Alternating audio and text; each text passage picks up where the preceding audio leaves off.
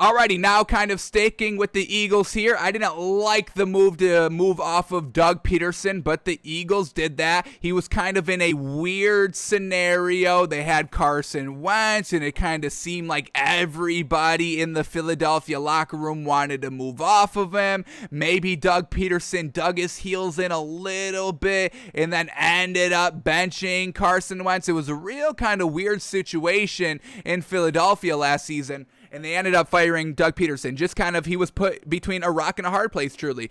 Hey, we got this guy that we just drafted, Jalen Hurts. We're not winning. The team truly kind of wants to move off of Carson Wentz. If I make the move, I'm the villain. If I don't, I'm ruining the team. He was just kind of put as the scapegoat, I would say, of why the Eagles were bad last year. It's unfortunate, but I kind of think, he was set up for failure last year. But former Eagles coach Doug Pederson hoping for another chance in the NFL. Quote, I want to learn from the last 5 years moving forward in my next opportunity. So I was a little disappointed that Doug Pederson didn't get that kind of starting or that kind of head coach role this season. We did have a couple of openings as new head coaches this year. We had the Falcons. That was a new kind of head coaching vacancy that had to be filled this year because they got rid of Dan Quinn. And I think that would have been good. Doug Pederson back with a good, capable, strong-arm quarterback in Matt Ryan with a lot of kind of pieces all around him. I would have loved to see Doug Pederson in Atlanta. The Lions, I'm glad he didn't take that job. That just would have kind of ruined his coaching career, so I'm glad he stayed away from that. Who else did we have as a head coach vacancy? The Houston Texans. Once again, a little bit of a bad franchise. It's got a great quarterback, but that's really the only good thing about Houston. So I'm kind of glad he didn't take that job either. The Jets head coaching spot, that's a tough one. It's a true rebuild. He would have kind of had to be responsible for the entire kind of rebuild of the organization. Can Doug Pederson do that? I don't know, folks. I don't know if I would trust Doug Pederson to truly kind of come in, get everything right, whatever he wants, and then start building from there. And kind of Doug Pederson, I don't know if he wants to kind of do that. I don't know if he can kind of take a couple of years to 2 years to really get right, because I think the media will just kind of write him off after that 1 year. Oh, 1 year with the Jets and he's still losing. Like that kind of narrative. I think that would have been floated around a little bit. So I think, he kind of wants an already established team to try and kind of fix his media narrative a little bit. Who else did we have as head coaching vacancies? The Chargers. I think that would have been a great spot for Doug Pederson to go and play with Justin Herbert. I mean, already established. Now we're starting to hit the ground running. I think he could have done great wonders with Justin Herbert there. I would have loved to see him go with the Chargers, and those were kind of the only vacancies there. So the Chargers or the Falcons, I think, would have been pretty solid coaching jobs for the man, but he ended up not getting any job. He's coachless. He's not coaching this year. Not going to take the route that I always blank on this man's name. It's very frustrating. The ex-Dallas Cowboys head coach, now Giants offensive coordinator, Jason Garrett. He's not going to take that kind of route as Jason Garrett. Oh, Jason Garrett gets fired from the Cowboys. Oh, I can't get a head coaching job. I guess I'll go back down to offensive coordinator and work my way up again. Doug Pederson's like, no, I'm not doing that. I'm going to take the year off. I'm going to come back. And then I'm going to go get a head coaching job probably this season, whichever one opens up. Kind of like what Mike McCarthy did. Hey, I got fired from the Packers. I'm going to take a couple of years off there. It's truly a couple of years off there. And then come right back, not having to kind of take that intermediate step of being an offensive coordinator, trying to prove myself again to get that head coaching job. So either the Falcons or the Chargers. Truly would have believed the Chargers would have been a great pickup for the man. Unfortunately, he didn't get the job. But I do kind of want to go to the Eagles record real quick before we dive into the article of what Doug Pederson is saying. And what did Doug Pederson do for his kind of, tenure with that Eagles team? So let's talk about it. So he starts in 2016, goes 7-9, misses the playoffs unfortunately, but then the very next season, 13-3, wins the Super Bowl. Carson Wentz goes down. He has to get Nick Foles ready and rocking. They have the Philly special. It's a magnificent year. They get it done. They win the Super Bowl. Then the very next year, he still goes 9-7. Carson Wentz goes down again. They lose the division, folks. They lose the divisional playoffs. They win the wild card. Another playoff win for Doug Pederson. Then they go 9-7 again. What happens? Carson Wentz stays healthy. He goes down in the wild card game, and they can't win the game. That's not his fault. And then just last season, everything truly just collapses underneath him, and he goes 4-11. Once again, Carson Wentz not playing great at all. So Doug Pederson, I think he kind of got, the short end of the stick there in Philadelphia. I believe in this man, truly, folks. I think he's a great coach. He's proven it. 9-7, 13-3, winning the Super Bowl. What team, what head coach wins a Super Bowl and then you fire him 3 years later? I don't think that's ever happened while maintaining basically a winning record. You just had one bad season because Carson Wentz went ultra kind of slump mode. He didn't get injured, but I think the team would have rather him be injured than just playing like absolute garbage out there. So, and once again, it was kind of, Carson Wentz's time was up here in Philadelphia. The fans were kind of already shoving him out the door. He kind of lost the locker room because he was not dependable. And then Doug Pederson, like we said, was stuck between the rock and the hard place of, do I stick with this guy? Do y'all want me to stick with this guy? Or we just drafted this man. Do we start him?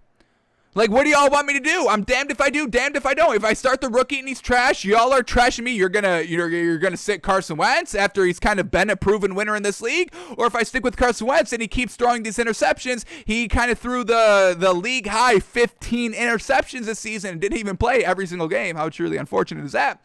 But if I stick with him and he's still floundering, then I'm damned if I do, damned if I do, folks. Truly. So I truly think he just got the short end of the stick, but, he's going to take the year off. It's unfortunate. You go with Nick Sirianni over Doug Pederson. What has Nick Sirianni done in his career? Let's look at his coaching credentials. He was with the Kansas City Chiefs for 2009 through 2012, all over the place. Offensive quality control, assistant quarterbacks coach, offensive quality control, and wide receivers coach. So all over the offense there through 2012 with the Chiefs. Then he goes to the Chargers from 2013 to 2017. Offensive quality control, quarterbacks coach, wide receivers coach. So once again, all over the kind of place there. And then he goes with the Indianapolis Colts from 2018 to 2020, offensive coordinator there, and now he's back head coach, or now he's finally getting a head coaching role with the Eagles because he was the offensive coordinator for the Colts. They had a stacked team offensively.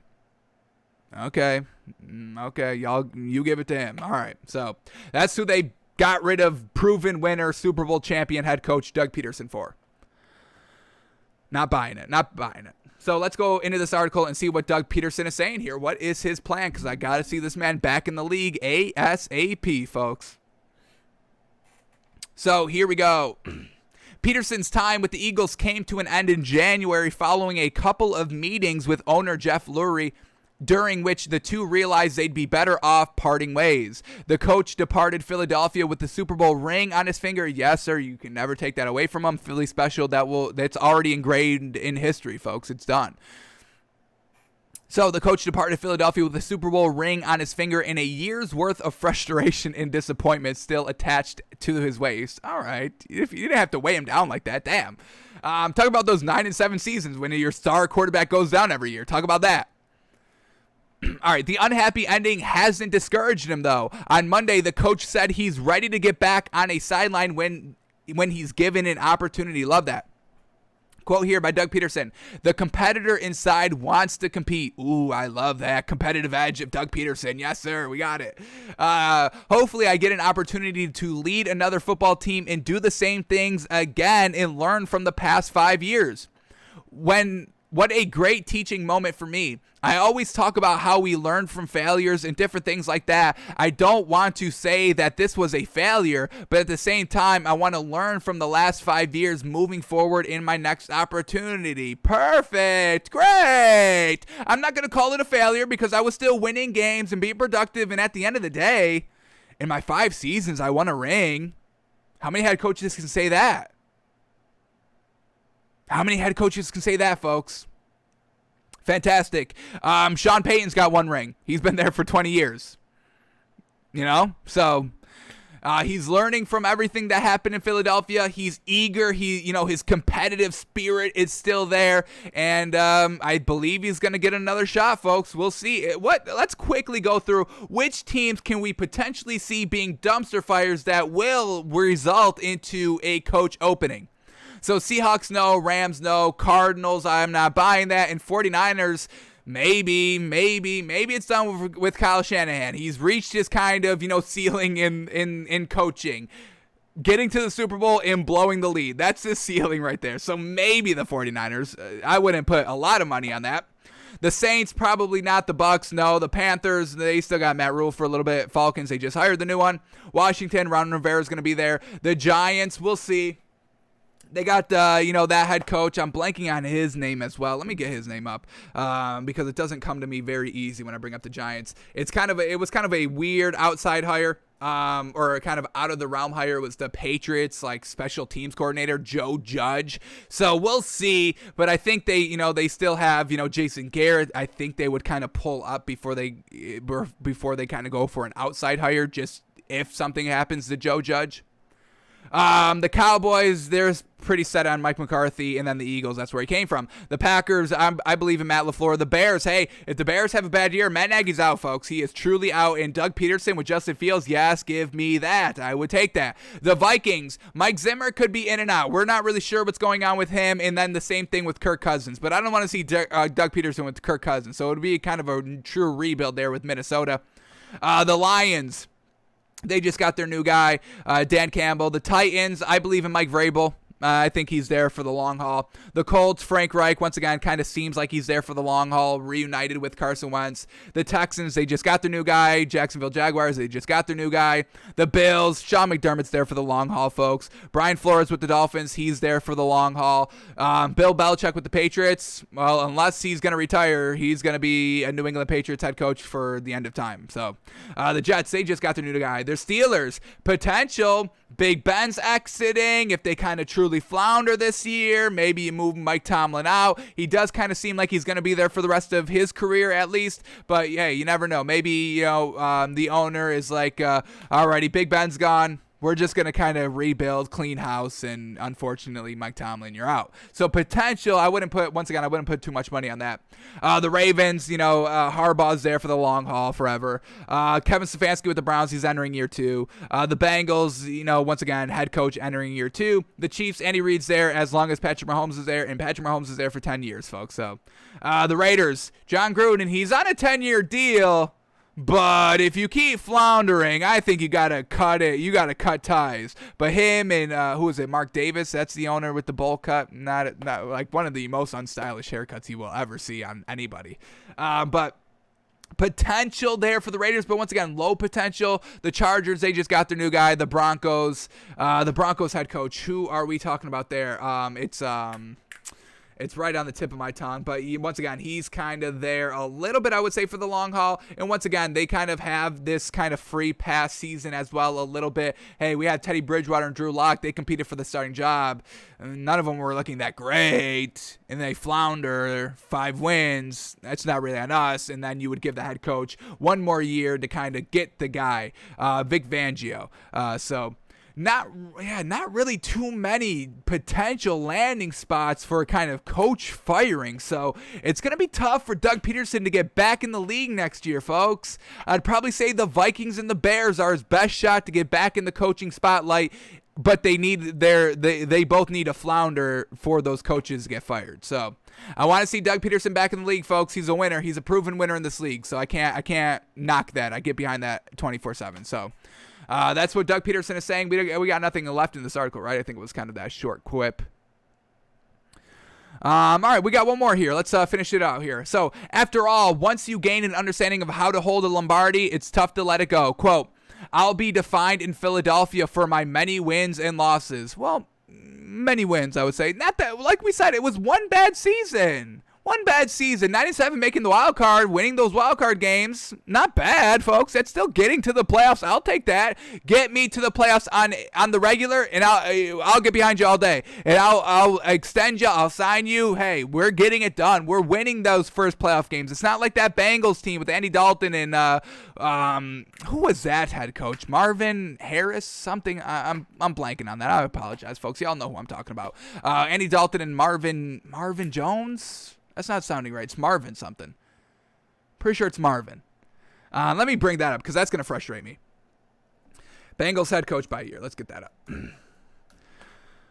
And shout out to freaking this website, man. Pro Football Reference. Absolutely amazing. Absolutely amazing. Marvin Lewis. That's who I'm talking about. Marvin Lewis, I mean, trash every year, but getting to the playoffs and then losing the wild card every year. That's not Doug Pederson. He's winning those first playoff games. You got to love it. All right, back to his last quote here. Quote, I'll be defined by Philadelphia for my wins and losses. Obviously, the championship is huge, but for me, I feel like if I get another opportunity, I want to do it again. I went to 2 Super Bowls as a player in Green Bay, and then obviously now being a coach in Philadelphia. And so 3 Super Bowls, and when it gets in your system like that, it's just hard to turn that off. And once again, that drive to win however necessary. My quarterback goes down, all right, back up here. We're winning. We're still winning. I will coach around you to win. Love it, folks. So 42, 37-1 record overall, a 4-2 record in the playoffs, 3 postseason appearances, and a Super Bowl victory, folks. Can you deny that? Can you deny that when your quarterback is always hurt? Come on, folks. We know the quarterback's the most important position. Give this man another chance. I'm looking forward to it. Unfortunately, it's not this year.